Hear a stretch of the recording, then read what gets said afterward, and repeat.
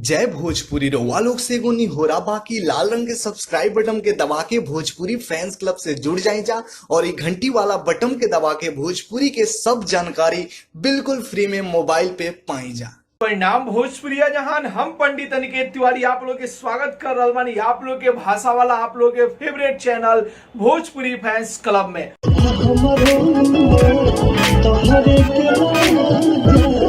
जैसे कि भैया आप लोग वीडियो देखनी जा पावर स्टार पवन सिंह के अपना गाना के शूटिंग कर रहा बारे। जी हाँ भैया, हमरो उम्र लग जाए पावर स्टार पवन सिंह के बड़ा ही दर्द भरा रोमांटिक सॉन्ग जो कि म्यूजिक टोन भोजपुरी ऑफिशियल यूट्यूब चैनल पर रिलीज हो चुकल बा और भोजपुरिया दर्शकन के दिल पर राज कर लेल बा गाना और हर लोग के जुबान पर आ गई बा। बड़ा ही सुने में अच्छा लग रहा बा गाना और ये गाना के बहुत जल्द आप लोग के बीच में वीडियो भी आ जाए। जैसे कि शुरुआत में आप लोग पवन सिंह के दिखने जा वीडियो के गाना के शूटिंग कर रहा बारे। फिलहाल में पवन सिंह जो कि जौनपुर में बारे और मेरा भारत महान फिल्म के शूटिंग कर रहा बारे और शूटिंग के सेट पर ही अपना गाना के भी शूटिंग के लिए बारे पावर स्टार पवन सिंह, जहां के कई गो तस्वीर कई गो वीडियो आप लोग भोजपुरी फैंस क्लब के माध्यम से देख रहा बानी जा। जी हाँ भैया, आप लोग के बता दी कि इतना दर्द भरा रोमांटिक सॉन्ग बा कि एक बार यदि सुन ले जा तो गाना के डाउनलोड करके अपने मोबाइल में रख ले जा कि हर बार एक गाना के सुनी जा कि कुछ दर्द हमने के हल्का हो गया तो नहीं जा सुन ले तो जाके जरूर ही सुनी जा म्यूजिक टोन भोजपुरी ऑफिशियल यूट्यूब चैनल पर।